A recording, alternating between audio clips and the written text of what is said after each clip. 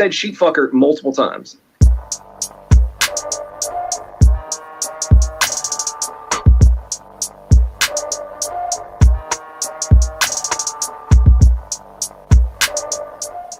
And the only reason that I debated the Raging Atheist is because he put out, I think, like 10 videos calling me a sissy, calling me a little cat, basically.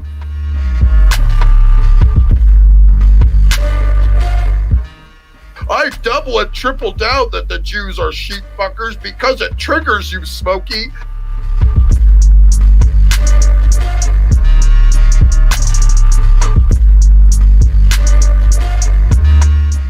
I couldn't honestly stand Nokasechi because the second he starts off, it was so cocky, I had to turn it off. Yeah.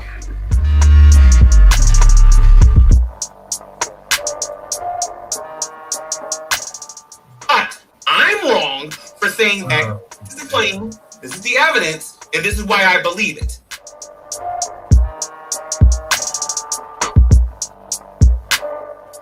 So it's a false position. It's a nothing burger.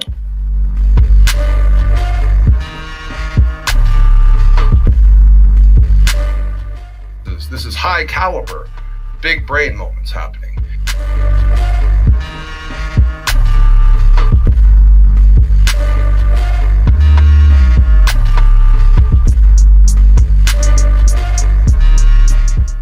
I mean, this much rage.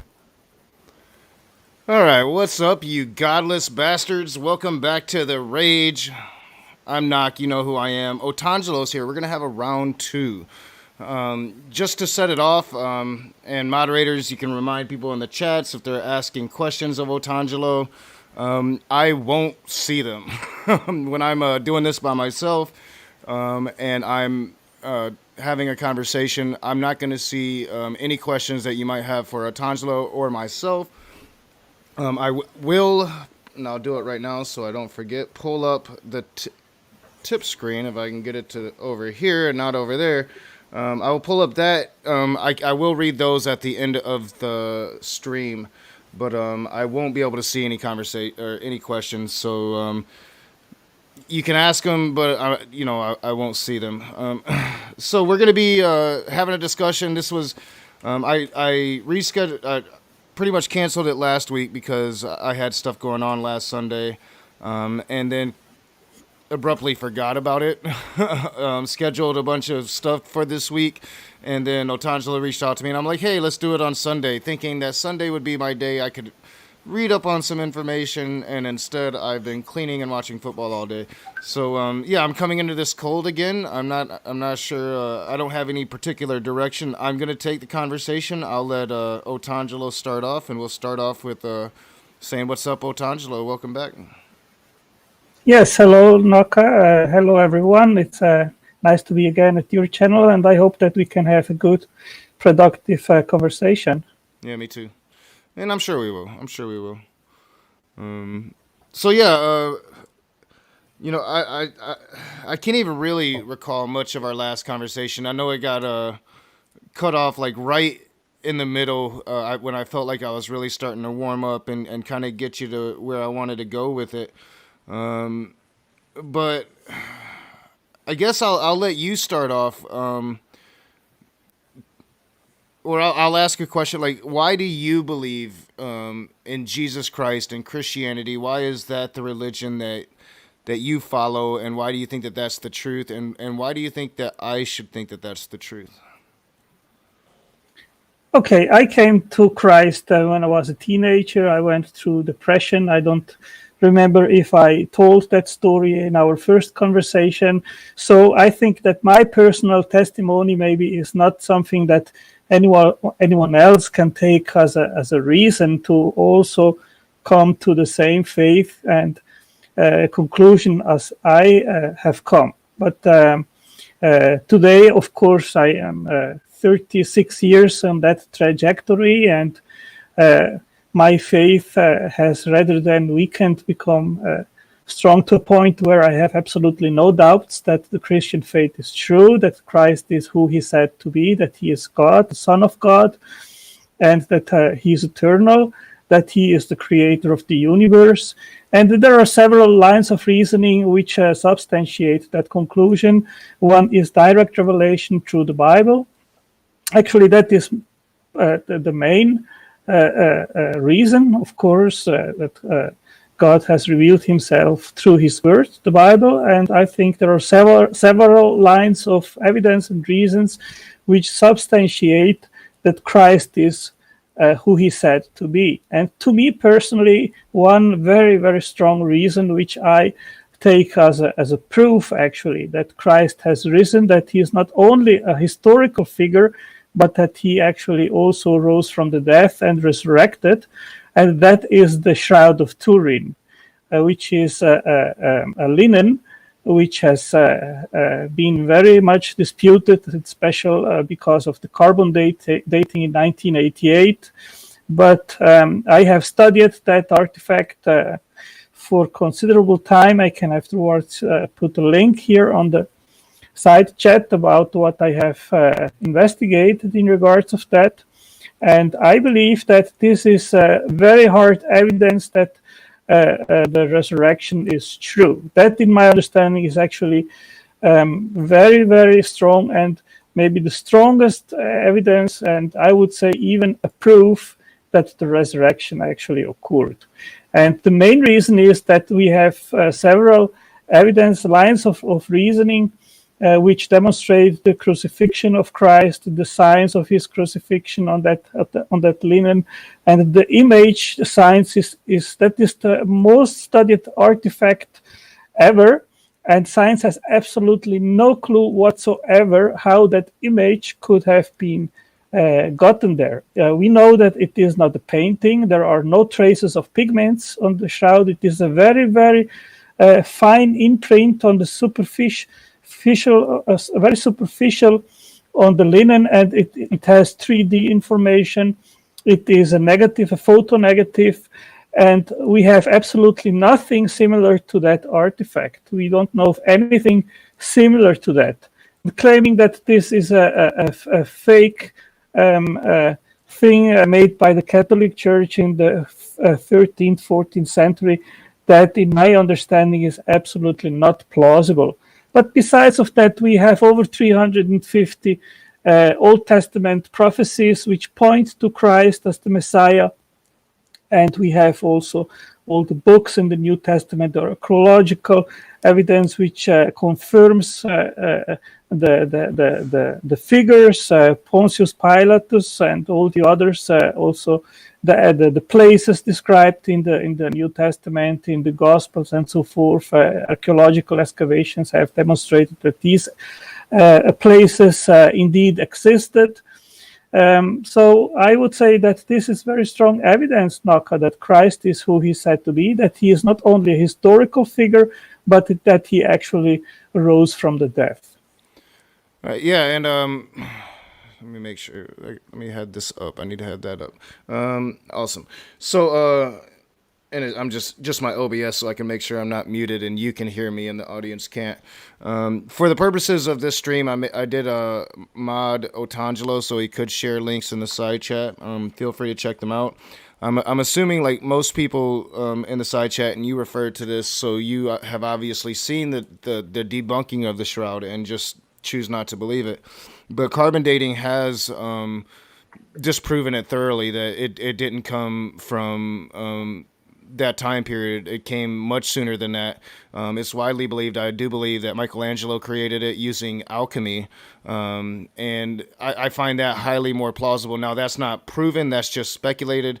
I think that's probably one of the more logical probabilities of it, since Michelangelo was known for such things, and highly more logical than thinking that this human being emitted some kind of energy that would have imprinted on a shroud that even the Bible doesn't comment that these people preserved. There's no history of preserving a shroud, and I find it really ludicrous that you would use that as proof of Jesus Christ, having admitted that you understand that this is thoroughly debunked by science.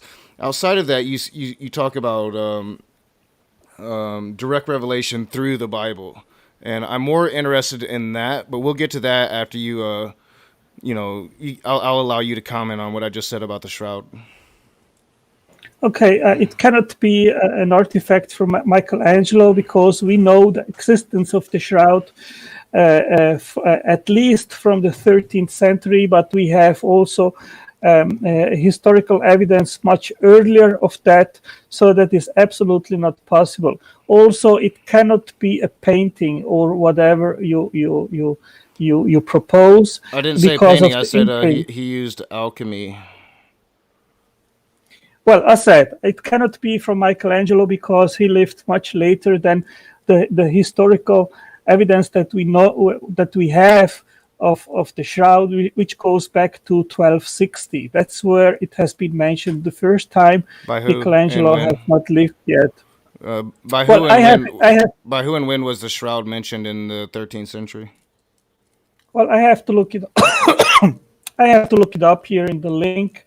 Well, don't you think that they would have mentioned this shroud like in the Gospels if there was some shroud, if Jesus had emitted this energy and they found this shroud with Jesus's imprint on it, wouldn't they have mentioned that in the Gospels that they wrote a couple decades later?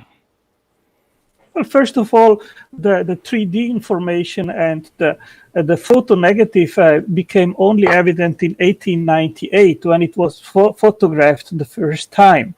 And secondly, we have actually in the Gospels the mentioning of the linen where Christ was buried with, and we have also evidence exactly. that that would be evidence. If they spoke of the linen, but they didn't speak of an imprint in such linen, don't you find that suspect? Well, as said, I mean, this is in the natural colors. It is that would be pretty major, though, right? Like a dead body, somebody died, and they've emitted some form of energy that left an imprint on a burial shroud. I mean, that would be something that would catch the eye at least, if not the imagination, and make it into the Gospels. Well, first of all, we don't know who kept the linen back then, but we know that it had to be stored in a secret manner. Nobody could know about it, and that's also the reason why it has not been widely propagated in the first 1200 years. Why keep it secret? We have. Why keep it secret? I mean, you're perpetuating that God rose from the dead. You didn't keep that secret. You're perpetuating that he's Son of God. You didn't keep that secret. You're perpetuating that he rose into the heavens. You didn't keep that secret. And yet you're going to keep secret the evidence that would prove such a claim? Well, of course, because there were, of course, people which would have had a big interest to destroy the Christian new religion. And if they knew about such a linen, then they would have done everything to get the hand on it and destroy it. All right. I mean, well, yeah. I mean, obviously, you're not going to accept the scientific consensus of on the Shroud of Turin. Thank you so much, Paul Kamish. I will read that at the end of the show. But I mean, clearly, because I mean, you're saying like the major thing would be like direct revelation through the Bible, and if this shroud, this imprinting of Jesus Christ wasn't mentioned in the Bible, I would think that would go in a long way towards dissuading you. I'm sure, like I don't think most Christians accept the Shroud of Turin at this point because it's been so thoroughly debunked. But I'm sure I do know some Catholics do, and there are a few Christians. You're not the first person that's spoken to me about it, but you are the first person that admitted to seeing how it was debunked and still believing it.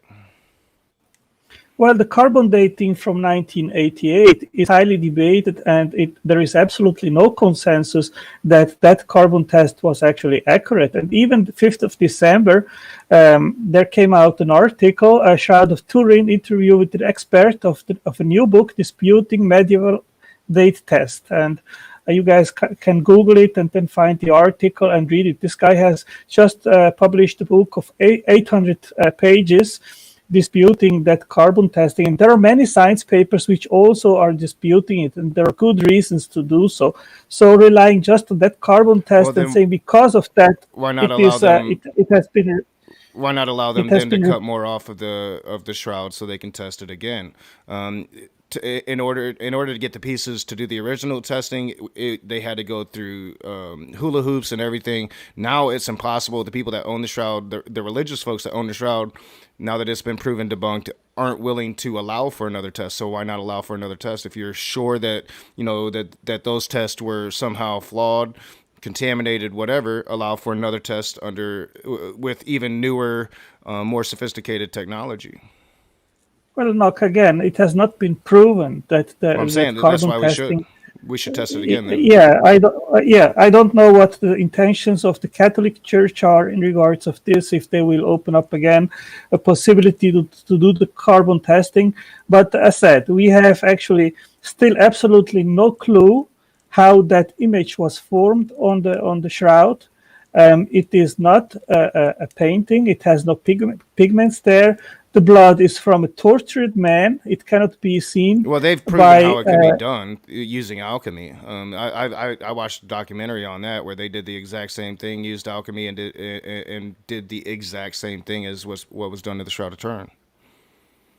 Well, as I said, I mean, there would be absolutely, if it would have been produced as a reliquia, just to in the Middle Ages they made money with many different kind of reliquia, then there would have been no reason to put blood from a tortured man on the shroud, and which would not have been even visible. I mean, the blood there is not visible on the shroud, only with UV light. So where are you getting that is from a tortured man?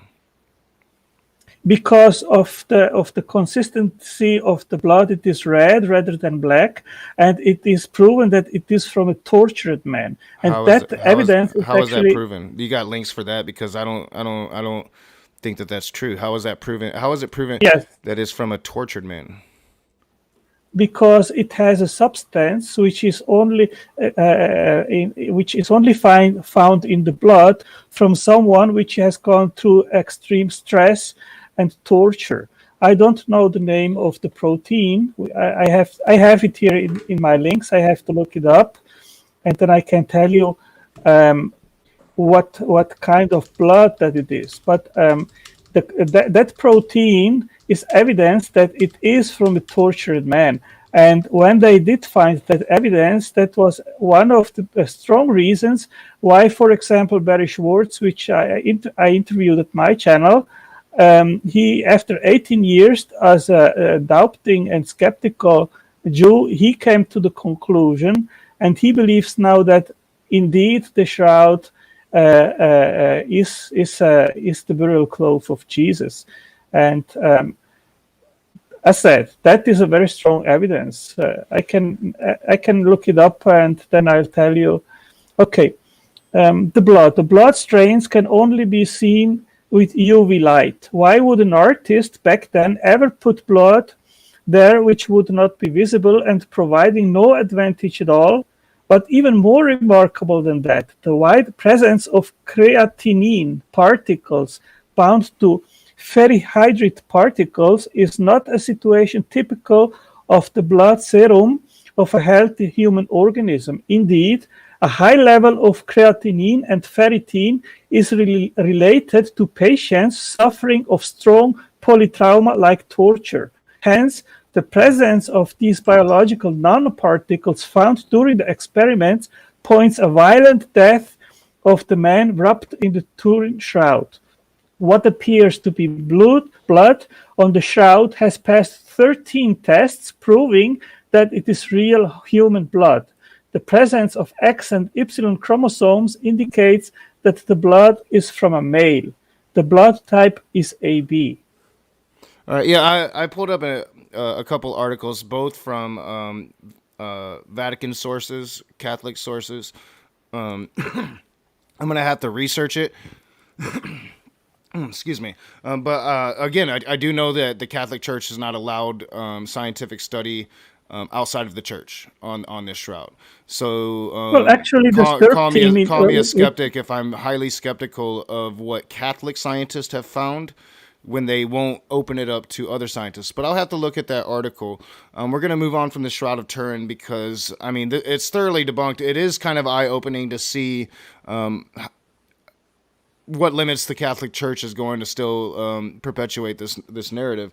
But I want to focus on revelation from the Bible, because you said that was the main reason for believing in Jesus, and so I want to focus on that. What revelations of the Bible, the Bible in specific? Marco, let me just rapidly respond to your last claim. The team, the STIRP team in 1978 was not composed only of Catholics. Actually, well, that's what I said. That's what I said. The first one, they had to go through hoops and whistles in order to get very small samples from the Shroud of Turin and very specific places that the Catholic Church told them that they could take it from.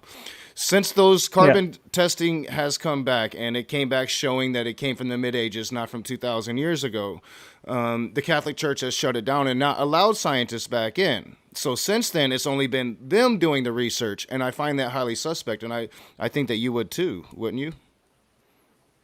Well, as I said, in my link, which I gave, there are many recent science papers which give good reasons why the carbon testing from the 1988 is not reliable. I mean, we have not enough time here. You want to move on, but the link is in the side chat. Anyone can look it up and then I haven't looked into that. That's the first I'm really hearing about that. I mean, I know Christians go out of their way to try to say that carbon dating isn't reliable, but it's highly reliable and pretty much. Now, that specific test, which was made in 1988, was not reliable for several reasons. One is that they took a piece of cloth, which they afterwards did find out that it was actually it was fixed in the 15th century, if I'm not wrong, because it was burned, something like that. So I think that is one of the reasons, but there are other reasons as well why that carbon dating from back then is not reliable. Despite some technical concerns that have been raised about radiocarbon dating of the Shroud, no radiocarbon dating expert has asserted that the dating is unreliable. Not a single one. I just Googled that. That was easy for me to find. Yeah, as I said, I am providing the links at my. So you're saying it, and the Christians and Catholics are saying it, but not experts in the field. No, experts. These are peer-reviewed science papers which are refuting the dating from 1988. No expert has asserted that the dating is unreliable. I just pulled that up. I can just mention you one here. An instructive inter-laboratory comparison: the 1988 radiocarbon dating of the Shroud of Turin, accepted the 24th of September 2019. The shroud is unique because on one surface it contains clearly visible front and back images of a man apparently crucified. Quite apart from any religious significance, what was that source? What source are you reading from? Because it sounds like a Christian source. No, that is from Science Direct. If you want, I can put here the link, and you can look it up. Okay? Sure. But I will put here the link to all the sources which are adopting of. Well, I need that specific one so I can find that one. Yeah, I'll put both. I'll put the specific one and then the other one too. Yeah, all right.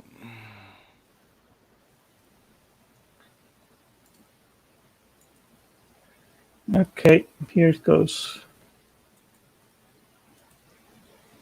Okay.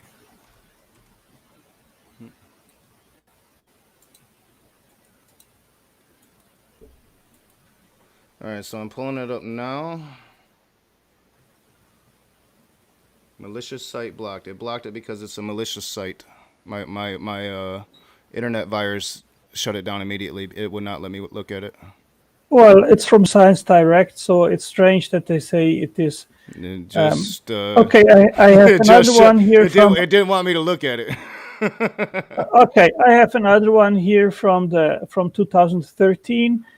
Shroud of Turin real new research dates relate to the 1st century time of Jesus Christ, and that's from Huffington Post. That's a news of the paper. Let me see here other ones. Then here is another one, 1988. A radiocarbon test refuted. All right. Okay, radiocarbon dating of the Turin Shroud, new evidence from raw data. That's a science paper as well. Here is the link.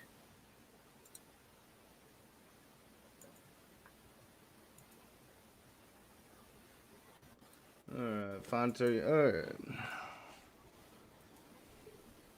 All right, so yeah, please talk because it's very boring for me to be reading a bunch of articles.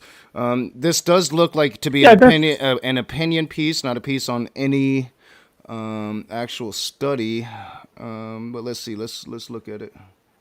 It's talking about Fonte and a research team from the University of Padua. I don't know what that is. 3 tests of tiny fibers extracted from the shroud during earlier carbon-14 tests conducted in 1988, according to Vatican Insider. So again, this is all coming from Vatican Insider. Once again, this is all coming from the Catholic Church. Well, Fonte may be Catholic, but he's a scientist. So, and he is working for the Catholic Church, getting paid by the Catholic Church. You have to understand. There's climate scientists that deny climate change that are working for the oil companies. That's a thing. I mean, call me a skeptic, but I don't know. I need something from outside the Catholic Church telling me that what we all know to be fact is bullshit. Okay, there is another one here, an instructive interlaboratory comparison. I would really like to. I mean, I'm not the shroud of Turin is fake, dog. All right, I don't want to spend this whole conversation talking about something that's fake. Let's move on to something that's going to really convince me of Jesus, because this ain't it. I'm telling you. Well, if that doesn't convince you, I wish you'd have given me a heads up we was going to be talking about the Shroud of Turin tonight, because I would have spent 2.5 hours getting just so much. I mean, all the information about why it's fake. Well, I recommend you that you, after our conversation, have a look at the webpage, which I link to at my library. There is a lot of information, also in specific scientific information, which is not from the Catholic Church. I'm not going to dismiss it just because it comes from the Catholic Church, although I do find it highly suspect that the Catholic Church won't let anybody else look at it anymore, and yet they're going to expect us to believe what they're saying, but I'll look at it and I'll see what they're saying. What I'm going to look at, it's not even going to matter. What are the other scientists saying about it? Are they even allowing the other scientists to check their research? I don't know. This is all stuff that I'm going to have to find out. But I find it highly suspect, and call me a skeptic, call me an atheist, call me whatever you want. I don't trust nothing that comes from any religious institution. Science, nothing. Nothing. Okay. I challenge you and ask yourself and try to find an answer to that question, Naka. How did the image on the shroud get there? And if you find a natural explanation, I already told you. I am alchemy. Very keen. I told you they've proven they've done the exact same thing using alchemy from the Middle Ages. They've done the exact same thing. The exact same thing. Yeah, and they failed. No, they didn't. They failed. No, they didn't. I literally know that they didn't. They did it. They didn't. Well, they tried. I can. Do you want to put the image which they try to replicate and the result of it? We can do that, and then you can have a look. This is going to be a really funny edited video once I get done with it. But let's move on to something that's not so funny. I would really like to get into what about the Bible do you find revelation in? Because I think it's all ludicrous. Well, as I said, we have about 350 different prophecies in the Old Testament precisely in regards of the Messiah, and they have been fulfilled in Jesus Christ. And this is very strong evidence that Christ is who he said to be, the Son of God and the Messiah. So, did the Jews ever think that the Messiah was going to be the Son of God? Well, I mean, there are Messianic Jews today, like Arnold Fruchtenbaum. He is a very well-known scholar, and he has very good articles on why Christ is the Messiah, and he evangelizes Jews. So Well, yeah, but what I'm asking, I'm not asking if there's any Messianic Jews in the current day that is starting to come to the conclusions that Jesus Christ is Messiah. That's going to happen. It's going to happen in every religion. I'm sure that there's the hardcore Catholic priest that found Allah in the middle of their life. You know, that's going to happen. It's bound to happen. I'm asking, did the Jews before Jesus came, was it part of their lore that their Messiah was going to be the Son of God? Well, they were looking actually for someone who would free the Jewish nation from the Roman Empire. And when they saw that it wasn't they were looking what for a Christ king. was doing, They were looking for the they were their looking line of for kings well, to come back. there were many trying to remove the Romans from the Jewish the Jewish nation back then, and they didn't succeed. And they thought that the Messiah would free them from the Roman oppression, and Christ didn't do it. So a lot of people. Well, they tried. A lot of people believe. They tried. A lot of people believe that Jesus Christ eventually did it. That he's responsible for the downfall of the Roman Empire. I don't believe that. I mean, I think that Christianity definitely had something to do with it. Either. I think Christianity had something to do with it, but I think it was just it was bound to happen sooner or later, just considering the problems that Rome always had from the beginning of its existence. It was always a military state. It was never a state that was designed to govern for long. Yeah, there were many reasons why they rejected him back then and why they still reject him today. They have a different interpretation about who they think that the Messiah should be, and they think that Christ doesn't fit that description in the Old Testament. And I mean, that, in my understanding, is not a good reason to reject Christ as who he's said to be. Well, so do you agree that one of the major prophecies for the Messiah was that they had to be of the bloodline of David? Oh yes, and I have an article on that which demonstrates that he was actually from the line of David. How? From the female side. Okay, I can put the link but here. There's I'll read that link, but the Bible doesn't say that. I mean, apologetics says that, but the Bible doesn't say that. The Bible says, and it lists the lineage specifically. I think it's in Mark. Could be Matthew. I can't remember which gospel it's in, but it is. Well, I can. It lists it down to Joseph, not to Mary. Yes, but there is a reason why the correct lineage some cousin is and Mary. this and that. Yeah, I've heard the apologetic before. I'll read your link, but I've heard it before. What I'm saying is, why don't you believe the Bible? Because the Bible said it was from Joseph. The best thing, again, I don't think that is the format to go into the minutiae and the details of that issue, but I will put here again the link in the side chat so anyone can look it up. Why we should see the lineage of his mother and not Joseph? Okay, but they showed Joseph. They didn't show his mom. Why? Again, I don't. Well. I mean, one shows the lineage of and of why his would mother, God? Why and would the other God? Why, I mean, they say that Mary's like all pure and shit, and if she was indeed of the line of David, and like actual bloodline of David, as was Joseph, I mean, God likes incest. She God's was gonna choose actually that marriage. God's going to choose that woman that is married to her cousin, huh?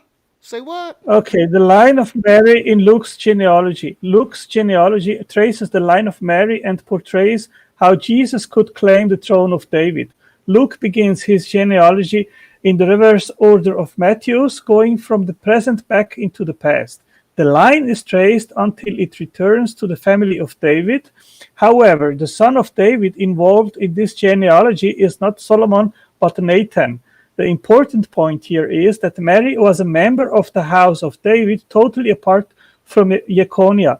Since Jesus was Mary's son. I've heard the apologetic. This is not what the Bible says. This is the apologetic for what the Bible says.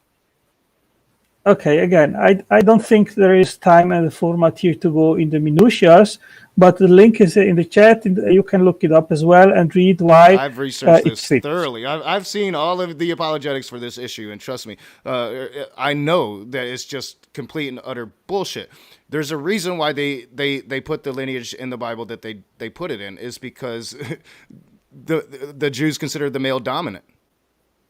And No, that's not the reason. That's not the reason why. Mary, there's no indication that she was a direct descendant of David. None whatsoever. Well, the reason why it couldn't be from his father is that Matthew's genealogy traces the line of Joseph, the stepfather of the Messiah. The line is traced from Abraham and continues down to David and Solomon, and then to King Jeconiah, who was one of the one kings. In the Bible traces the bloodline of Joseph, not of Mary. Correct? Okay. Here I go down. I will read again in regards of the line of Mary. All right. So because which Gospels are we reading from that gives me this lineage? Go ahead and give me those Gospels, the verses. I'll look them up.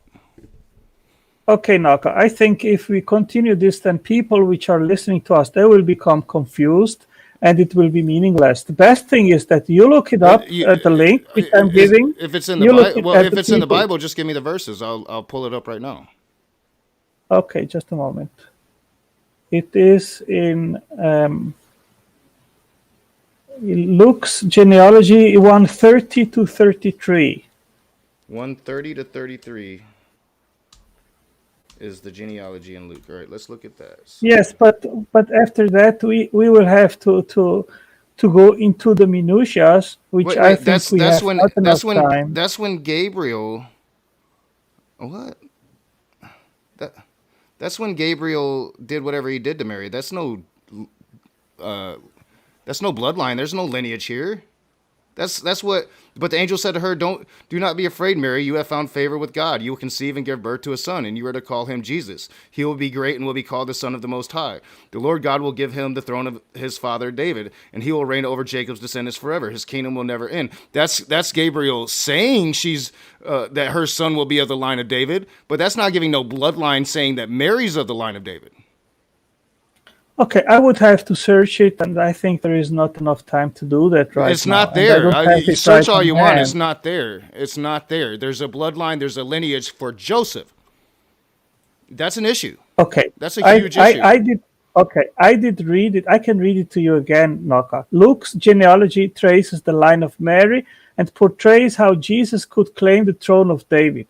Luke begins his genealogy in the reverse order of Matthew's, going from the present back into the past.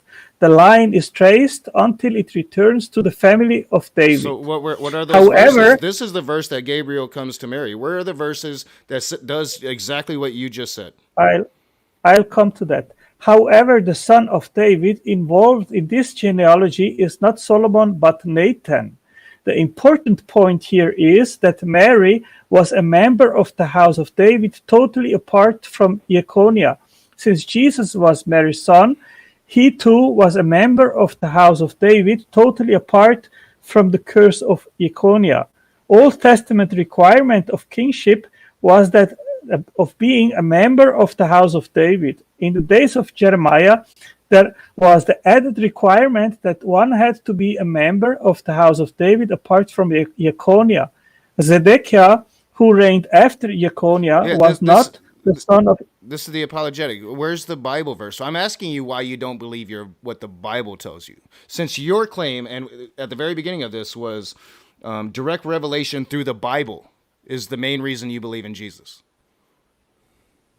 Not the apologetics, not some apologetics somebody created because the Bible doesn't make sense. The actual Bible. Where's this in the actual Bible?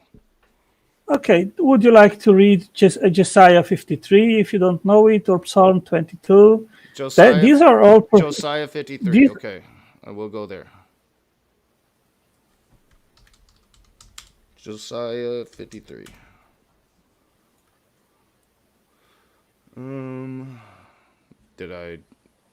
Is there a Josiah 53? No, Josiah 53. Josiah 53. Josiah. I don't know how you say in English. Josiah? Josiah. Fulfilled prophecies in the Bible. All right, Chad, help me out. What is he trying to say? Because I don't understand. Josiah. I don't get it.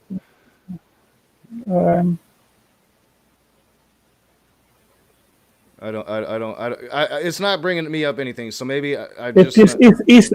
Isaiah. Isaiah. Isaiah. All right. Isaiah, yes. 53. All right.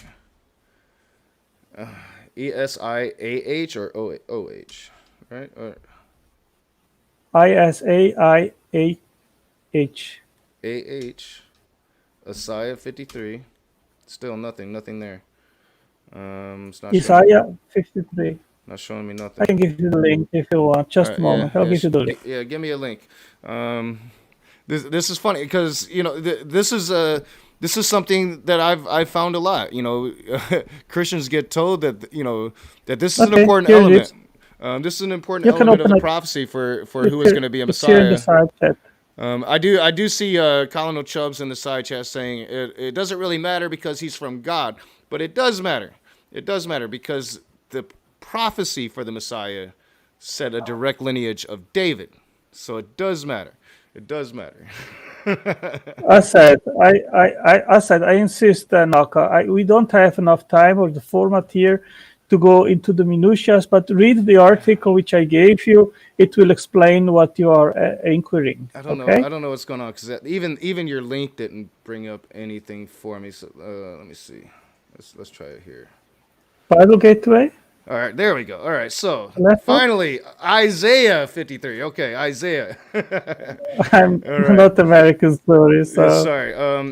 So who has believed our message, and to whom has the arm of the Lord revealed? He grew up before him like a tender shoot and like a root out of the dry ground. Surely he took up our pain, bore no suffering. I don't see a lineage here. I see kind of like... No, that's not about the lineage. I thought that we moved on. You wanted to have other evidence of prophecies. All right, so this is different evidence. I thought we were still on the lineage. I was hoping to get a lineage for Mary. All right, so what is this evidence of? This Isaiah 53, what is this supposed to be telling me? Well, this is a prophecy of the suffering and the reason why Christ suffered on the cross. And why he came to suffer for us, and it is very clear a prophecy of Christ's coming and suffering. So this is from the Old Testament talk, and this is going to be a prophecy of Christ coming and suffering. So who has believed our message, and to whom has the arm of the Lord been revealed? He grew up before him like a tender shoot and like a root out of dry ground. He had no beauty or majesty to attract us to him, nothing in his appearance that we should desire him. Jesus ugly? He was despised and rejected by mankind. Is this before or after Jesus? This is about 600 or 700 years before Jesus, and we have the rolls from Qumran, which because the person they're speaking about in this first paragraph, they're speaking in past tense. Okay, but it was written about 700 years before Christ came. Okay, all right, but that's what I'm saying. So if Christ is coming in the future, why are they speaking of this man as if he lived in the past? Oh, I've not studied that. Straight toward the answer. He was despised and rejected by mankind. Would be past tense. A man of suffering and familiar with pain, like one from whom people hide their faces. He was despised. That would be past tense. And we held him in low esteem. Surely he took up our pain and bore our suffering, yet we considered him punished by God, stricken by him, and afflicted. But he was pierced for our transgressions, he was crushed for our iniquities. The punishment that brought us peace was on him, and by his wounds we are healed. We all, like sheep, have gone astray. Each of us has turned to our own way, and the Lord has laid on him the iniquity of us all. He was oppressed and afflicted, yet he did not open his mouth. He was led like a lamb to the slaughter, and as a sheep before its shears and silent. So he did not open his mouth. By oppression and judgment he was taken away. Yet who of his generation protested? For he was cut off from the land of the living. For the transgression of my people he was punished. He was assigned a grave with the wicked and with the rich in his death. Like, Jesus didn't have a grave. This could be literally about anybody. Why are you assigning this to Jesus? I mean, anybody could be oppressed. I mean, anybody could say that. Anybody could be oppressed. This could be any person in the history of the world. Yet it was the Lord's will to crush him and cause him to suffer. It was God's will to crush Jesus and cause him to suffer. And through the Lord makes his life an offering for sin. And he will see the offspring and prolong his days, and the will of the Lord will prosper in his hand. Did he prolong his days, or did Jesus get murdered violently young? And he has suffered. After he has suffered, he will see the light of life and be satisfied. After he suffered, he'll see the light of life and be satisfied. That doesn't make any sense. By his knowledge, my righteous servant will justify many, and he will bear their iniquities. Therefore, I will give him a portion among the great, and he will divide the spoils with the strong, because he poured out his life unto death and was numbered with the transgressors. For he bore the sin of many and made intercession of the transgressors. This could literally be about anybody. It doesn't say Jesus. It doesn't say it's about anybody in particular. And I bet if I read it in context with the rest of Isaiah, it would probably be about somebody completely different. Okay, Anaka, I encourage you to, if it is if they were going to have a prophecy, if God was going to give somebody a prophecy about Jesus Christ, why not at least include the crown of thorns, right? Or being pierced through the hands and the feet, and God brought the wrath, or some shit like that. But no, this is all very, very general about some things that could probably happen to anybody in those times. Well, all these details, you will find them in the Old Testament if you research it. You know? I'm sure that you have justified that this is talking about Jesus Christ. But I asked for what evidence do you have that this Jesus Christ figure is real? And you're giving me some vague reference from 600 years before, written by some. I won't say what the crowd knows. I want to say, but written by people that could have been talking about literally anybody in the history of the world. Yeah, you have over 300 passages in the Old Testament, Naka. You need to study the Bible in order to I think I've studied the Bible a lot more than most Christians. I won't claim to have studied it more than you because I don't know that about you, but 98% of the Christians that I have met, I have studied that Bible more than they have. Okay, if you see, for example, Psalm 22. I mean, that's how I was able to kind of catch you with that whole genealogy thing, because I've actually looked at the Bible. Well, as I said, read the article which I linked to, and then you will understand what I am saying. I don't think that you want that we spend a whole 1 hour and a half or so just going into the minutiae of that argument. But as I said, you have the link, look it up, and if you want, then we can have a private conversation and go into the details of these issues. I'm open for that, but I don't think that this is the format to go into these details right now. Okay? Sure. Yeah, fine. We got about 40 minutes left. We can talk about whatever you want to talk about. Yeah, I mean, I'm satisfied. I've dug at you enough about your Bible knowledge. Yeah, we can talk about whatever it is Otangelo wants to talk about for the rest of the night. Okay, so let me ask you, why are you an atheist? All right. There's really a lot of reasons for it.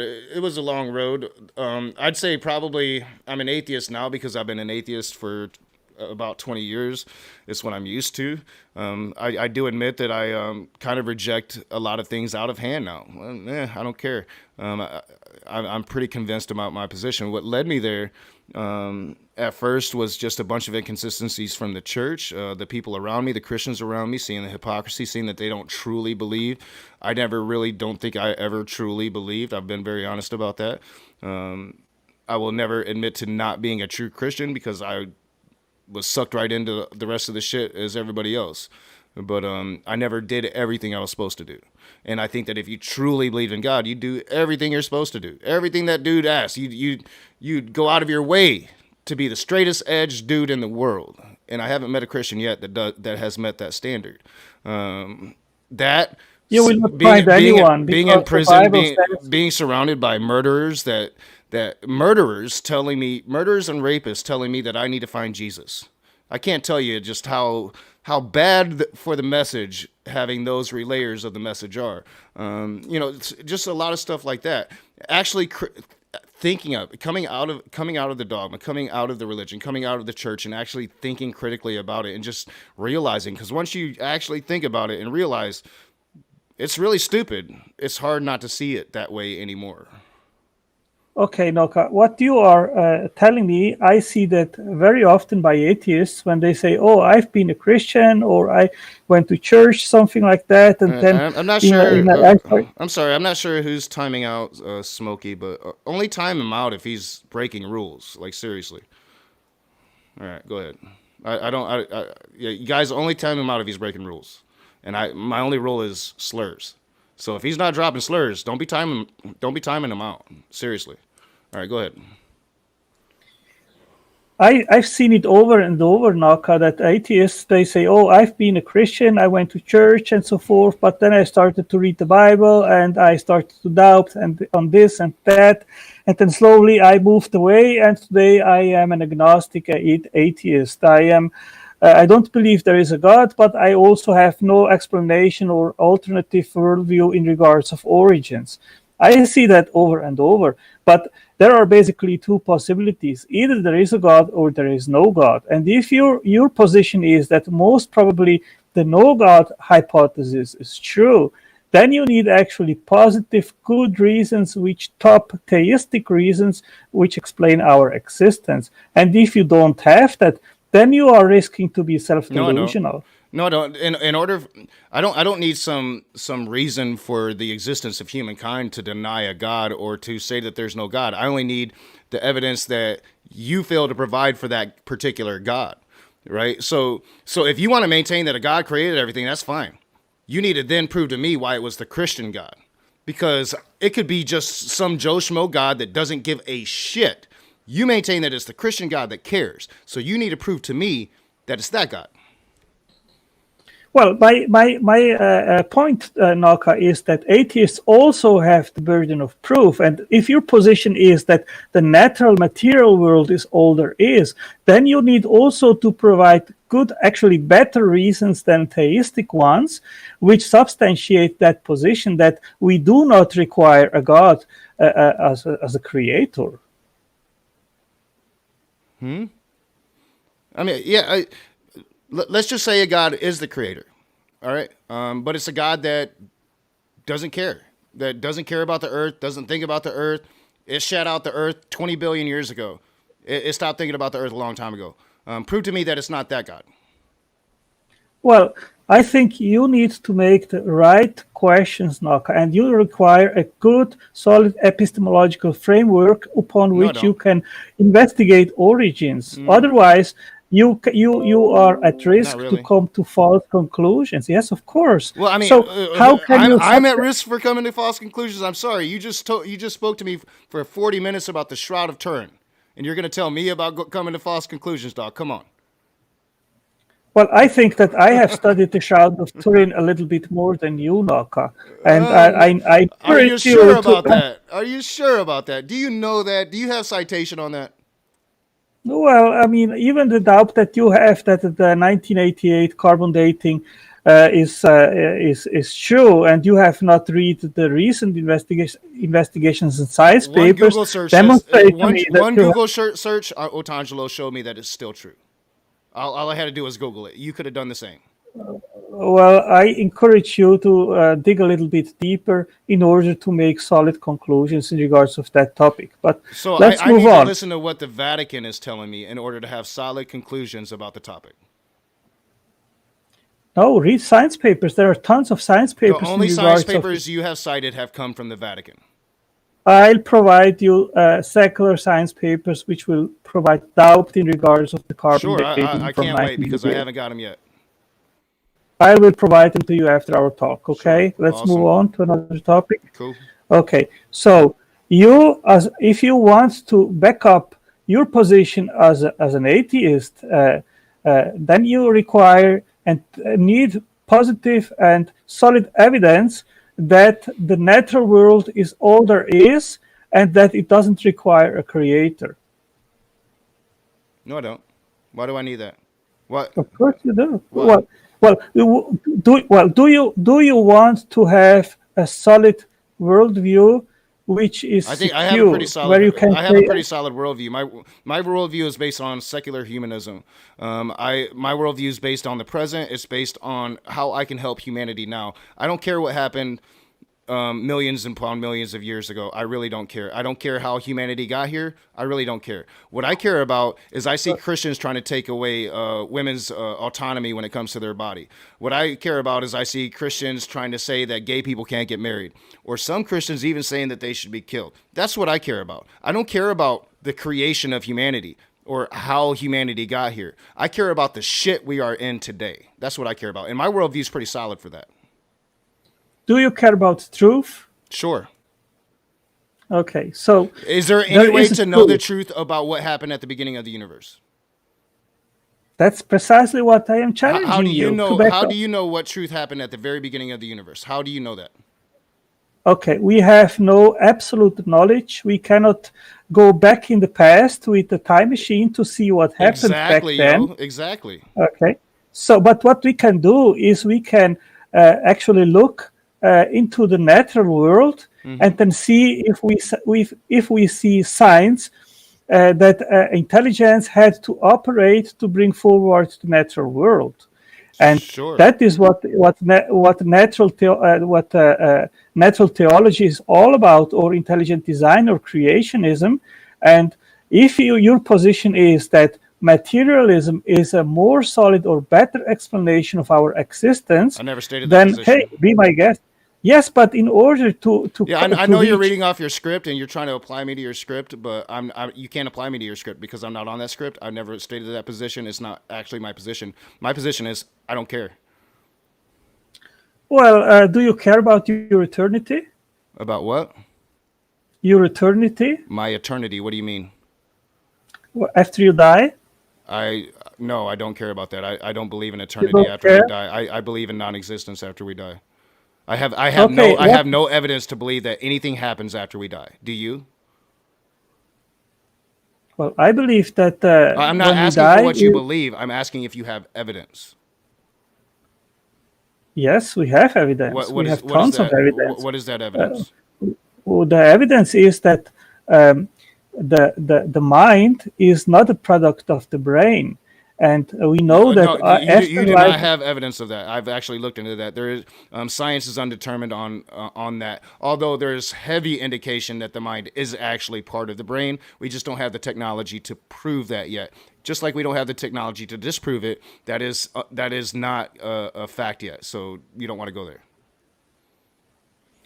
Okay, I put here a link so anyone can look up what my evidence is in regards of that topic. I think this is a very interesting topic, which anyone should have an investigation. I'm sure you've got plenty of articles, and people have been looking into this, and so have I. And science is undetermined, but we're pretty sure that the mind resides within the brain. We're pretty sure of it. We just can't prove it. Yet. No, we are not sure about that. We will be. Just, well, you're not sure of it. You're not sure of it, but we are. Okay, let me read this to you. I think ahead. this is pretty important. Okay? I'm gonna cut my camera off for a moment, but I'm still here. Okay, argument from consciousness. Existing fundamentals, space, time, mass, charge, can't explain consciousness, which itself is something fundamental and essentially different than physical things. Consciousness englobes the mind, qualia, intellectual activity, calculating, thinking, forming abstract ideas, imagination, introspection, cognition, memories, awareness, experiencing, intentions, free volition, free creation, invention, generation of information. It classifies, recognizes, and judges behavior, good and evil. It is aware of beauty and feels sensations and emotions. Those are all fundamental, discrete, indivisible, non-quantifiable qualities of immaterial substance, a different identity from hard physical objects, matter, and space. Perception, understanding, and evaluation of things adds a quality beyond and absent from natural physical matter and states, and can therefore not be reduced to known physical principles. Hard objects are never observed spontaneously to transform themselves into abstract ideas. The mind cannot be an emergent property of the brain. To ascribe to the electrons in our brain the property to generate consciousness and not to ascribe the same property to the electrons moving in the bulb is in contradiction with quantum physics, which establishes that all electrons are equal and indistinguishable. That is, they have all exactly the same properties. The mind is to the brain what a pianist is to the piano. The former, the pianist, is not reducible to the latter, the piano. Therefore, dualism is true, and since the universe had a beginning, the mind precedes and exists beyond the universe. That mind is God. I don't know what's up with your links. My internet protection don't like your links. I can't look at anything that you're looking at. If you want, I can put it on the screen here, and you can share it. I'm good. Would you like that? I'm good. No, just put it in the side chat. I'm sure people that are interested will look at it. Dualism, I don't care about it. I don't like even if you do sometime in the future prove that the mind exists outside of the brain, then how then does that prove a God exists or that the Christian God exists? Well, it doesn't prove that the Christian God so why exists. are we even talking about it? It doesn't prove anything. It doesn't even prove that a God exists. It only proves that it would only prove that the mind would exist outside of the brain. That's all that. Okay, first of all, Naka, I said previously, asking to demonstrate you God or prove to you that God exists, that is a nonsensical question or requirement, because we cannot prove neither that God exists or that he does not exist. So this is beyond. But the conversation, the conversation is it started with convince me why your God, your specific God, is the one that I should even consider as a possibility. I'm the atheist here. Without a doubt, I make a claim that a God doesn't exist, and I make that claim based upon my personal experience and my own personal logic. Now, I'm giving you the opportunity as the voice of the God you represent to tell me to come here and prove to me that it is Yahweh, that it is that particular God. And the only thing I've gotten so far was the Shroud of Turin, and then your normal creationist talking points, which you know that isn't what I really look at or care about. It's not what I focus on. But I understand why you want to go there, because you have your script. And I know I got you off your script because your script had to include that I made a claim that I didn't make. So you got on your script just a little too early. But if you really actually knew me well at all, it's not like I hide this. I don't care about philosophy. I'm not here to discuss philosophical natures of dualism.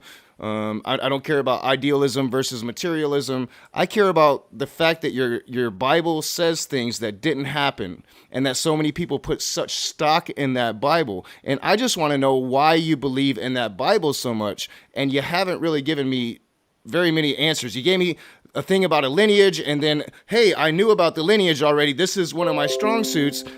And you got derailed from that. I know Smokey was in the side chat saying Luke 3. I almost want to pull it up, but I know what it says in Luke 3. I'll make a video on that. I don't really care. Intelligence design isn't going to prove to me that it's Yahweh. You might actually convince me that there's a God tonight, using an intelligent design argument, but you're not going to prove to me that God is the Christian God. If I were to come to the position that there's any God again, I would probably be inclined to believe in the Native American God. At least the Native American God I worshipped as a practice when I practiced that religion, because I find that God to be far more acceptable than a Christian God. There is reasons why I couldn't even follow a Christian God, even if that Christian God were proven to be true. There's reasons why I could not follow him.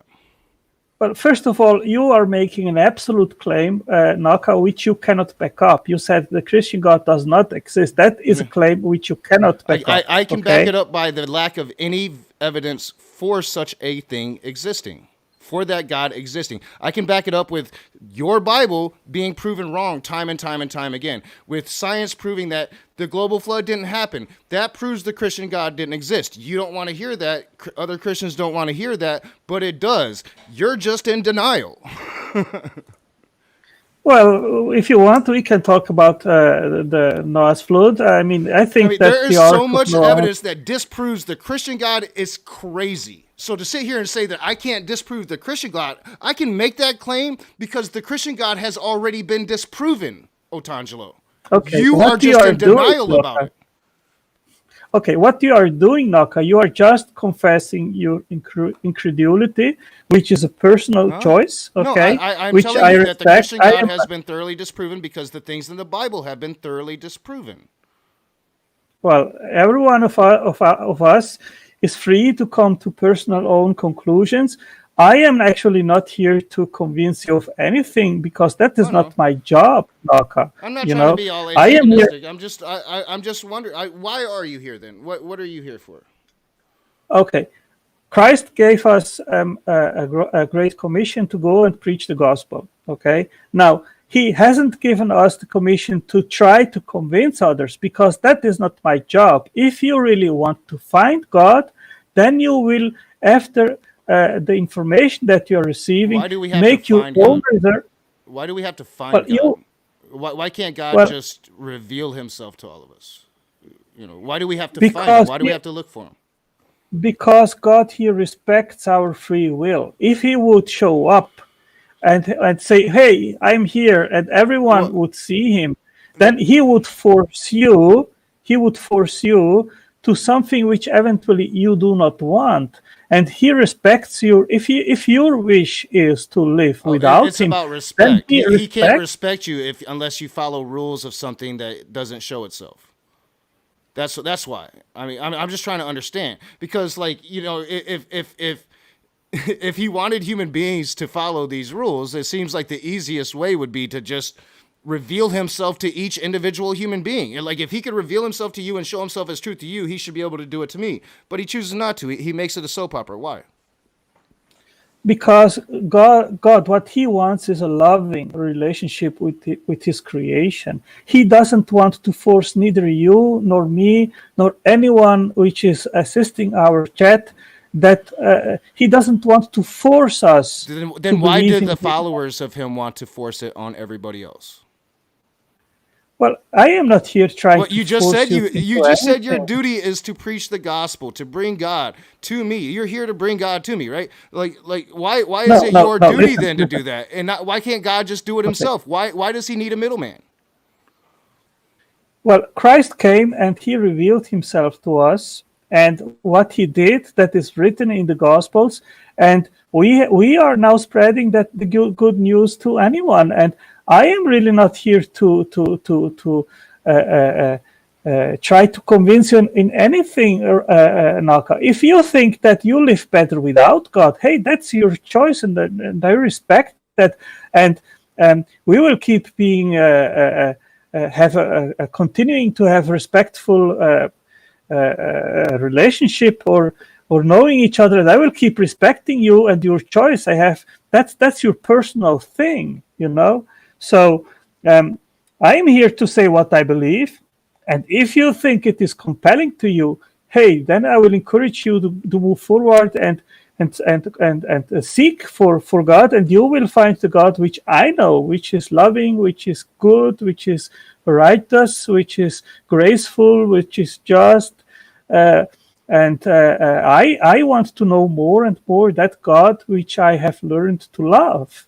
And Sure. if you think that is something for you, okay. If you think it is not something for you, who am I to impose something upon you, Naka? That is really your choice. Oh yeah, maybe not you, but Christians do. And you did say the main purpose of Christianity would be to spread the gospel, correct?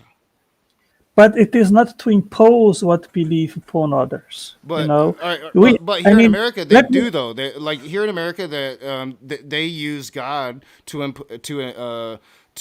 lobby the federal government to impose on a woman's autonomy over her body because God has a problem with abortion. When God never says Well, it has a problem with abortion, but yet well, they in try the to Middle force that Ages, on every woman here in America because of the Christian God. okay, in the Middle Ages, Naka, people were tortured and killed because they were not believing in the Catholic version of the Well, Christian also the faith. Protestant version And as well. The Protestants were killing yes, people as well. So exactly. I mean, don't just put it So, on the so Catholics. my point here is, who is to blame in regards of that? Is the Christian message to blame? Is Christ's golden rule to blame because he said, love others as yourself? Or is the people to blame which have not understood the main message of the Bible, which is to love each other? Yeah. So, and I understand that you believe that, and I understand that you believe that Christianity promotes that. But then we have the smoky saints of the world who says, Christianity tells me to be a complete and utter asshole and to not love anybody, but to hate with a perfect hate. Matt Powell says the same. And I have objected that. Yeah, and yeah, you but, can go but to you, every, but, and that's great. Like, you can object to that, and that's fine. Christians can object to that, but it's still Christianity breeding that. And well, I don't even Christianity really. is. Go ahead. Is what Christianity, Naka, is what Christ taught us. And Christ taught us the golden rule, which is to love God and to love people.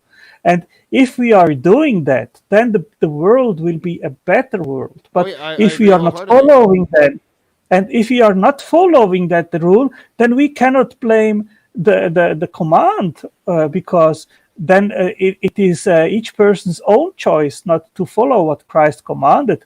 What you have to see is this: is the golden rule beneficial to humanity?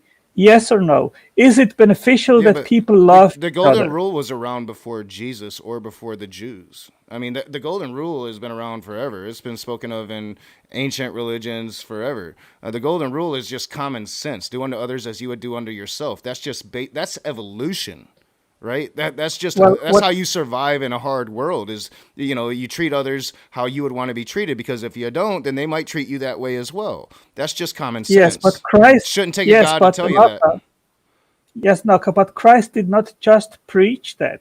He lived it to the extreme, and he proved how much that he loves each of us and how much he loves you as well, because he went to the cross to die for our sins, to free us from the bondage of sin. I've seen no evidence of that. No, I understand that you try to purport the Shroud of Turin as evidence for that, and I understand why you need it to be evidence for that, because there's very little physical evidence for it. Okay. But even that's been disproven. I give you an example. If I describe to you how it is to drive a Ferrari, then you can have more or less an idea how it is. But unless you sit inside of a Ferrari and drive it, you will not experience what it is to drive a Ferrari. Sure. And with the Christian faith, it is the same thing. It's like that. It's like that with crack cocaine as well. If you've never tried crack, you don't know how it is, right? Okay, all right. But what I want to say with this is this, Naka. If your disposition is, well, I want to try it out, and I will test God, and I will ask Him to reveal Himself to me, and I will see where it goes. Then you eventually will make the same experience which I have done, and which people all around the world have done. I mean, the Christian faith is here for 2,000 years. It is well and alive. It has spread all over the globe, and people, they have actually experienced the transformation of their life. Otherwise, they would not have remained in the Christian faith. Yeah, so Hinduism's been here for like 6,000 to 8,000 years, though, and billions of people have experienced the awesomeness of Krishna. So, like, why don't you try out that? Maybe that would even be a better high. Well, I mean, I have wonderful Christian brothers in India, which are friends of mine for many years. Hinduism, though, it's been here like 4 times longer. But they have come from a Hindu background, and that they converted to Christ. And there is a big difference if you I'm study. pretty sure that there's like Christians that have converted to Hinduism as well. Yeah, maybe. What I want to say now, maybe. I mean, that's a fact. That's a guaranteed fact that there's been Christians that have converted to Hinduism. Yeah, sure. I mean, what I can say is this, Naka.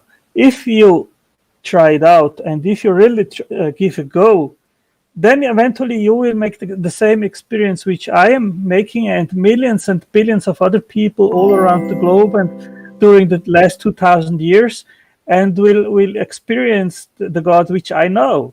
And if you say, well, I'm not convinced and I want to live my own thing and my own life and I don't care, hey, that's why we are free beings, and that's why we have free will, and that's your choice, and respect it, and hey, it's your decision. Well, I mean, I already have. I mean, it was a long time ago. I don't really remember it, but I was a Christian, and I rejected that. I rejected that feeling. I rejected being ignored for most of it. I rejected all of that. And that's the thing. Like, Christians always dismiss that part of it because they can't understand that a true Christian could come out of the faith. Just like you just a moment ago, you had a very hard time accepting the fact that Christians have deconverted out of Christianity and went into Hinduism. That's just a fact. That it's happened probably millions of times. Yeah, but that doesn't say anything. But they're probably not real Christians, though, right?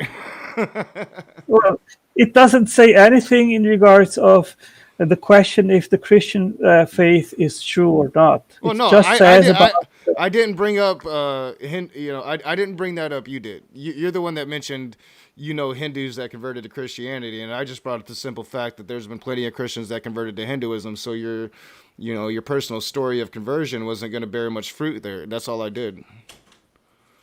Now, all I can say to you that finding Christ has been the best decision in my life. I've converted the 29th of December, 1984. It's 36 years now. And if you would ask me if I would go back and make the same decision, then I would say that's the best decision that anyone can make in its life. And once you do it and you start to dig into the Christian faith and evidence in nature and everything, then I am convinced that you will come to the same conclusion that I have come, that the Christian faith is true. I appreciate that. I really do. But I would say the best decision I ever made in my life outside of creating my daughter, that would be the best decision I ever made, would be the fact that I rejected all of the nonsense, not just the Christian nonsense, but the Native American nonsense. That doesn't mean I reject all of it. Like, if there's good stuff, then I'll keep that. I'm sure there's good stuff in Christianity. I'd have to think really hard, but I'm sure there is. But like with the Red Road and Wonkin Tonka and that whole spirituality that I had, I kept the care for the world, and I'm still an environmentalist to this day, and I'm involved in that activism, but rejecting the supernatural mumbo jumbo gibberish that I was raised into as a child was the best decision I ever made. Now, when I make an accomplishment, I made that accomplishment. Now, when I fail, that was my failure, and I need to learn from it. There is no out for me. There is no escape. And thank you so much, Paul Kamish. I promise before we leave tonight, I'm going to read your comments. Thank you so much for your donations. But that would just be my answer. I have felt more free and liberated, and I have continuously became a better human being since I left the supernatural behind. Now, when I was caught up in that supernatural, I was a horrible person, making the worst decisions I ever made in my life. I'm not saying that it's because of that. It wasn't. It was because I was a horrible person making really bad decisions. But coming out of that, I have done nothing but grow into a better human being. I still make mistakes, but I am a better human being today than I was yesterday. And the best decision I ever made was allowing myself to be responsible for that. So, well, I respect your views, Naka. What I can say as an end note, it is not about just following the moral standard which the Christian faith gives us to love people and so forth, but the precious thing of a Christian is to find Jesus. He is the center of our faith. He is the center of our joy. He is the center of our hope. He is the one which gives us perspective, which gives us the view that once we die, we will live forever with him, and it will not be boring. It will be wonderful. I don't have just hope, but I experience God's care about me in my daily life. And I wish that other people can experience the same thing. And that's what I am testifying. I said, if you think it's not your thing, hey, that's your choice. And I respect that. Okay. Awesome. Yeah, no, I don't know why I was so aggressive today. I didn't think I would be coming into the conversation. So I do want to apologize to you for my aggressiveness in this conversation. It came out of left field. I'm not sure why. I've been cleaning all day. I was kind of tired before it started. I didn't expect to be as aggressive as I was, or treat you in the manner that I did. And I will tell you this, because I have been actually learning some philosophy, and I'll state that I do believe I'm a materialist. But I haven't solidified that yet. And there's actually, I can't remember what it is, but Lady Midnight told me to look into something, and I'm going to look into it. And they said that might be a better explanation for my philosophy. So I'm going to look at that. So maybe the next time we'll talk, we'll have a philosophical conversation, if that's where you would like to go, on dualism versus whatever, because I am fairly knowledgeable, because I have looked into the claims by Christians about the mind being part of the brain, and I know what science says. So the next conversation we have, we'll push it down the road, because I've got some things going on. Give it some room to breathe, and give me some time to really look at and try to define my philosophical position, so we can actually have that conversation the next time we talk. Yeah, I want to encourage you, Naka, and also the people which are following this chat, look up the links which I am giving in the side chat, also in regards of of Mary and Joseph and time, the lineage and so forth.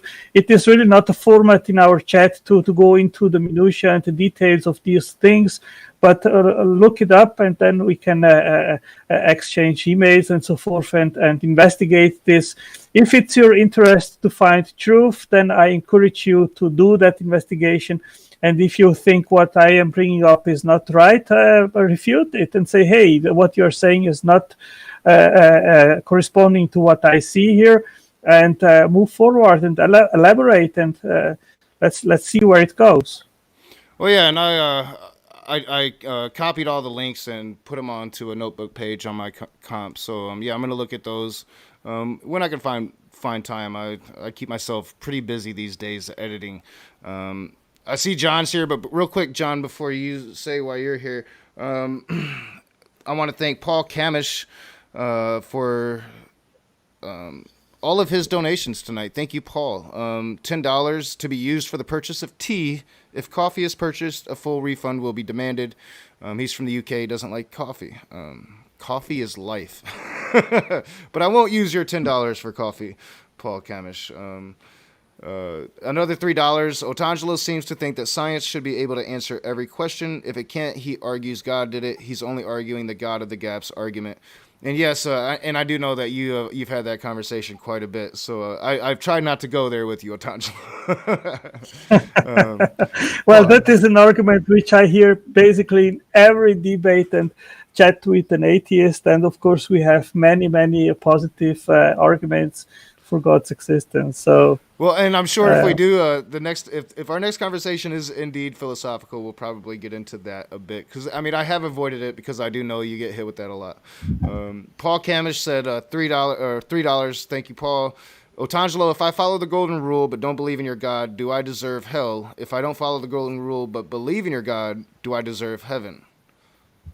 Well, I suggest that he reads Romans 3, and there he will find the answer.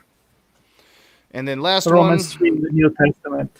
Last one for $1. Otangelo, do good people that don't believe in God really deserve hell? Again, read Romans 3 in the New Testament. There you will find your answer. All right. Yep. Everybody gives me Romans 3. I don't think I can wait till I get there in my Bible, the stupid series. So I'm gonna have to do a video. Well, I can. If you want to, I can link to it, and you can look it up. What it says. I'll look at it. I can do it right. I mean, I can do it right now. It's not too. I know the audience can't see me, and don't worry about them seeing me. I just came in here to do something for the audience. Otangelo, you would gain so much cred with our audience, and they would love you forever if you would repeat the following phrase. Could you please say P32 space modulator? P32 space modulator? Yeah, thank you so much. What am I missing out on, John? I don't know. I haven't seen I've only looked at the chat once, and it's just because I noticed. Because we were trying to figure out in live chat who Otangelo sounds like, and somebody suggested he sounds like a Muppet, and I said no, he sounds like that Martian from the Bugs Bunny cartoons. And then somebody said, yeah, Marvin the Martian. That's it, Marvin the Martian. Let him say P-32 space modulator. All right. I'm sorry, man. All Oh, no, you're good. Your stream. Oh, and I mean, you're here. We're about to finish it up anyway, John. Here, we'll throw it on to where they can actually see you.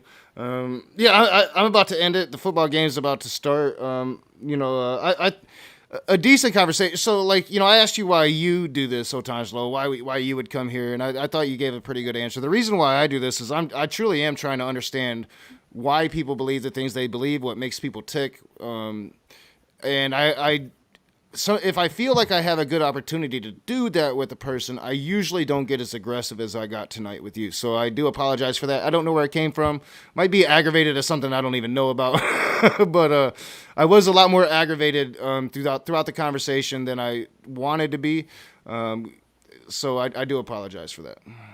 No problem. I felt relaxed and I've not heeded because of that. So no problem.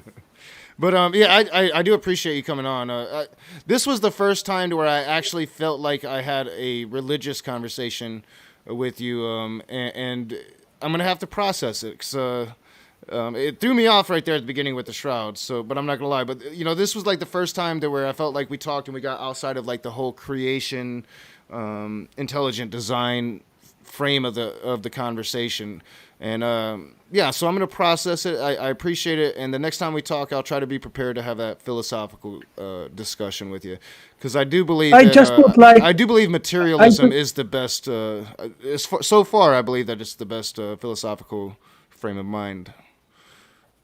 I would just like to link to the side chat a book which everyone can download for free here on the web. It's the Case for Christ, the journalist's personal investigation of the evidence of Jesus. I did send it to you through Messenger on Facebook. What is it, like 2 pages long? It's not a big book. It's in a day or two you can read it, and it is a very nice book. They made also a movie on that, and I think it's very much worth. It's not very complex or difficult to read. Send me it in Messenger, and if I can make time, I will. I try not to commit to very much because my time is so crazy. But I'll at least try to give it a couple chapters, and if I can get into it, then I'll actually read the whole thing. But he was an atheist, and he made an investigation. Yeah, he was an atheist, a journalist who made an investigation. He interviewed many scholars in regards of the historicity of Christ and so forth. And the result was that he became a Christian, and they made even a movie in regards of his investigation. So it's very interesting to read that. So if it's of your interest, and I encourage you to have read. So the link is in the private chat and also in the public chat, so people can download it for free. Awesome. Yeah, if I can make time, I will. I definitely will. What's that, John? No, I just wanted to mention real quick. CJ said he's having a hangout later tonight. So if you feel like going into a room and talking to some Christians, go over and do that. CJ, if you're still in the side chat, send me a link so I can find it, and I'll try to jump in tonight. The game should be over with by then. Before CJ starts his hangout, Speed of Sound of Gravity put a link in the live chat. Laura, he's having his Saturday night at the Atheist show that he has every week is coming up here in not too long. I forget when he said that starts, but who's this? That's Paul Kamish. What's up, Paul? Oh, hey, Paul. What's up? Real quick, I know you got to go, Knock, but I just wanted to say one more thing or ask you this question, Knock. And this is that CJ. So is every right that we have in this country actually mentioned in the Constitution, or are there rights that are derived from the language in the Constitution, even though they're not specifically mentioned in the Constitution? Well, constitutionally speaking, ooh, that's a tough one. I think that the Constitution says we have inalienable rights, and then the Bill of Rights was instated after I think it was like the First Amendment, if I'm thinking correctly, that listed individual rights that would be guaranteed under the Constitution. But I think that you can glean other rights from the term inalienable rights. Yeah, so I think you can. Yeah, well, and even from the amendments themselves, the first 10 and even additional ones after that because you can examine the language, and you can realize that if you have the right of A, that right of A also entails rights J, K, and X because they're the same category of thing. Well, I mean, it is complicated because in America, if you're talking about law, and usually Constitution is a conversation around law, when you're in court, or if you're dealing with law, and I'm no expert, Nate Brody would definitely be a better person to explain this to you, but it is by the letter of the law. So the lettering of the laws are very specific. So I think that I'd have to look into it. I'd have to really look into it, John, to give you here's where real answer. Here's where the conversation came out of CJ asking, well, how, or Marty had said that a woman's right to choose is a right.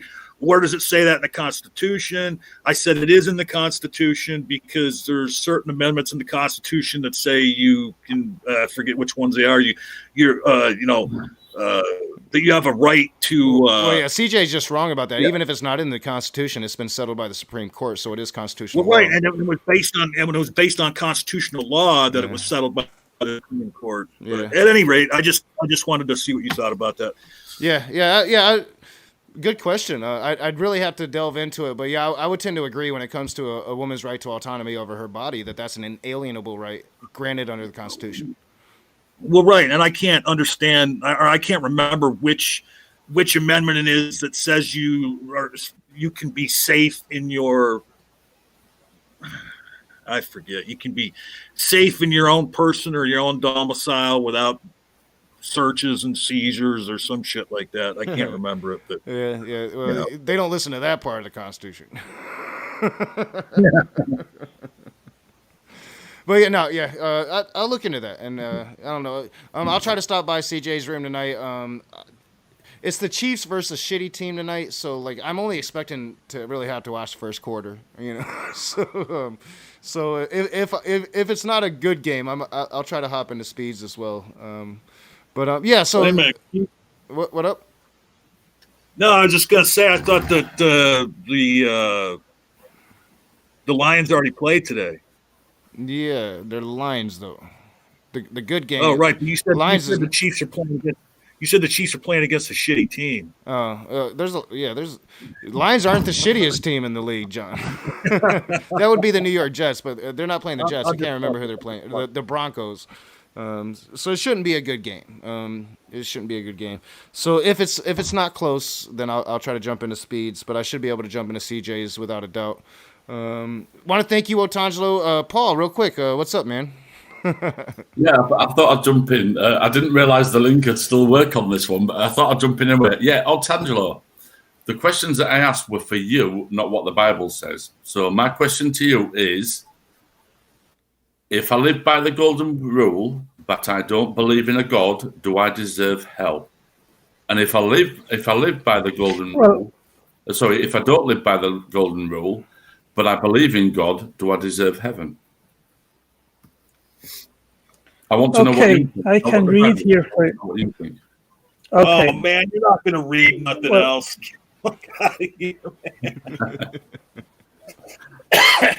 I paid for the question. Well, the relevant thing. You paid well for it. You paid well for it too. Paul, the relevant, in my opinion, the relevant thing is, you will not be accountable to me in the end. You will be accountable to God, in my understanding. So it is relevant to you what God thinks about you. And God has done everything which is required in order for you to receive mercy and forgiveness and eternal life. It's upon you to accept what he has to offer you or to reject it. But we all deserve hell, all of us, because there is nobody on earth which has not lied, which has not adulterated. So that deserves being burned to death. Otangelo, you believe that everyone deserves hell? You think that everyone deserves hell? Just take 1 minute to think what hell would actually imply. Eternity of burning. I mean, we can think about the most horrible people that have ever lived. Hitler, the most evil person that I can think of offhand.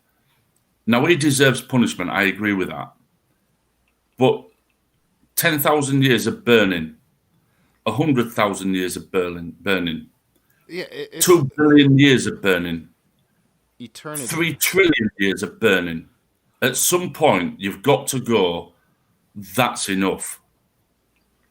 Yeah, I don't even think like serial killers that are like victimized by the mental illnesses that they're suffering. Now, yes, they need to be locked away for the good of society, but they're victim to their mental illness as well. Why should they be punished for eternity for being a victim to a mental illness? I mean, even serial killers, like I wouldn't wish them to hell. Hitler, yeah, probably, no, yeah, probably. You know, but hell, you're talking about the number one pain a human being can feel is being burned, right? Yeah. If you think that a human being might live for say 75, 80 years, no matter what you're doing that 75, 80 years, in the eternity, it's a fraction of a second. So for the fraction of a second that you've made mistakes, your religion is teaching that someone should burn and have unimaginable torture for eternity. That actually makes you worse than the person that you're punishing. Yeah. Well, first of all, you need to understand. That makes you worse than the person that you are punishing. If someone causes me pain and I decide that to inflict unimaginable pain on that person forever, that makes me worse than them. So I used Hitler as an example. Your God that you believe in, if what you believe is that he sends people to hell, is worse than Hitler. So even if your God was true, if you could prove to me that your God was true, and what I've just said is also true, I could not follow that as a God. That is not a God in anybody's imagination. I agree. Like, you know, like, because the Bible even speaks of, like, you know, being reborn as newborn babes when you enter the kingdom of heaven, being pure, being reborn, not being the same. Like, everybody thinks that they're going to be in heaven and they're going to be like Joe from earth. No, you're going to be something different. God has that ability. He's he's omni. He has all power. He could just literally say, yeah, you sucked on earth, but boom, now you're good. He doesn't do that. He tosses them into fire. I mean, earlier in this conversation, and I do have to go, so I don't want to prolong this too much, but early in this conversation, I told you, like, even if the Christian God were proven to be true, that I have valid reasons for not following it, this would be one of those reasons. Yeah, exactly. Okay, I put here a link on the side chat, also in the public chat. It is precisely about that question, Paul. We don't have probably enough time to go into that issue, but you can read about it. And then eventually at another opportunity, we can go deeper into that issue. Okay? Well, yeah, and I will be having an open room on Wednesday. I might have one tomorrow night, but I doubt it. I think I'm going to put an edited video out. Well, yeah, we'll definitely get into that later. And I do have to get out of here, go check on my daughter. It's about nighttime shot. Real quick about Wednesday night. Anybody that has Darth Dawkins in DMs or runs across him in social media between now and Wednesday, make sure and mention to him he is the biggest pussy on earth if he doesn't show up here Wednesday. Yeah, the thumbnail's going to be calling him out, John. It's going to be, come on in, Darth Dawkins. You know, we're going to be waiting on Darth. We're going to be waiting on Darth Wednesday night. So Yeah, Oh, I hope he has not shown up for some time. Where is he going? I mean, he was in the he live was chat very the other day. present sometime. Well, he's not even like he's like missing in action on his Discord server because I'm actually in his Discord server now, and I don't ever go there, but I see the notifications every day. Like, where is Darth? Like, they're freaking out because they don't know where Darth Dawkins is. But he was here the other day in our side chat. Yeah, yeah. Just what was it? Just 2 days ago, or Yeah, just yesterday? yeah. Yeah, just yesterday. I think he's utterly annoying. Hey, whatever. He is the most annoying human being I've ever met, without a doubt. See if this sounds familiar. I know you said you have to leave, but real quick, see if this sounds familiar. Because if Darth shows up on Wednesday night, this is my first question for him. When you say all of the facts you are acquainted with are indicative of God, you can only do so first by determining God exists. But then when I ask you, how did you determine God exists, you say that literally everything is indicates God. Couldn't read my own writing. I mean, and what's that? I agree with him. I agree with him. If you ask me the same question, I fully agree with him. Everything, the entire creation points to God. Right, so you picked up on you picked up on that. That is simply words out of Darth's mouth. Well, but I back it up. I'm going to turn back on him because he asked, well, how did you determine, if all the things, in fact, don't come from God, like, then you have no logic. You have none. Well, I'm going to ask him his same question, only, show me your God. I'll back it up. You ask me, I will answer with that answer, and I will back up why I believe so. Well, just a little hint, John. If don't give away your strategy. No, I'm not giving away my strategy. That was just one little thing, But I do got to get out of here now. At this point, I'm not even going to be able to hang out at all after the show.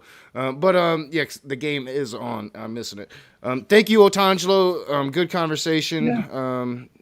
Thank you for going into the religious aspects with me tonight. First time that happened. Thank you for coming on, Paul, for your donations. Thanks, John. Thank you, chat. And as always, thank you, patrons. Without your support, this channel wouldn't be doing anything for me. You are the only income that comes in from this channel outside of the donations in the side chat now. So all that work that I do, you guys make it somewhat worth it. So thank you so much. And always be the conversation. Yeah, and on Tangelo, great conversation. I always enjoy your conversations. You're always respectful. Yeah, thank you very much, Noka, for having me at your channel again. And I'm open to have another one, and we can go in all these issues which we have touched on this superficially tonight. It will be a pleasure. All right. Yeah, I just turned the music off so they can still hear us. All right. A little behind the scenes after show for everybody. Usually when the music's playing,